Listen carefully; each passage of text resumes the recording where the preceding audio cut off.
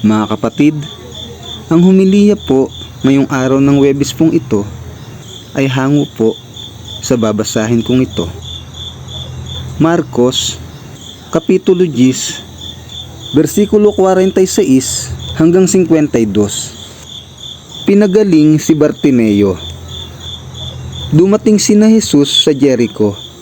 Nang papaalis na siya sa Jericho, kasama ang kanyang mga alagad at marami pang iba, may nadaanan silang isang bulag na nakaupo sa tabi ng daan at namamalimos. Siya'y si Bartimeo, na anak ni Timeo.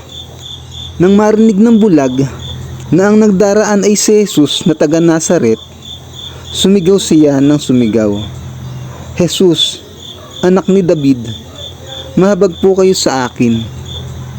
Pinagsabihan siya ng mga taong naroroon upang tumahimik, ngunit lalo pa siyang nagsisigaw, "Anak ni David, mahabag po kayo sa akin."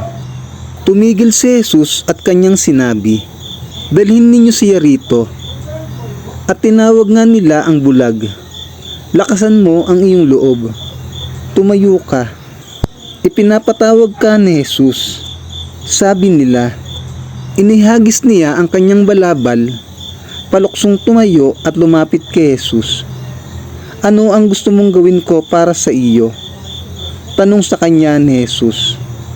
Sumagot ang bulag, "Guro, gusto ko pong makakitang muli."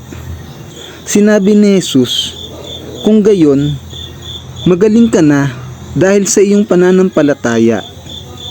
Noon din nakakita siyang muli at sumunod kay Jesus. Ang mabuting balita ng Panginoon. Pinupuri ka namin, Panginoong Hesukristo.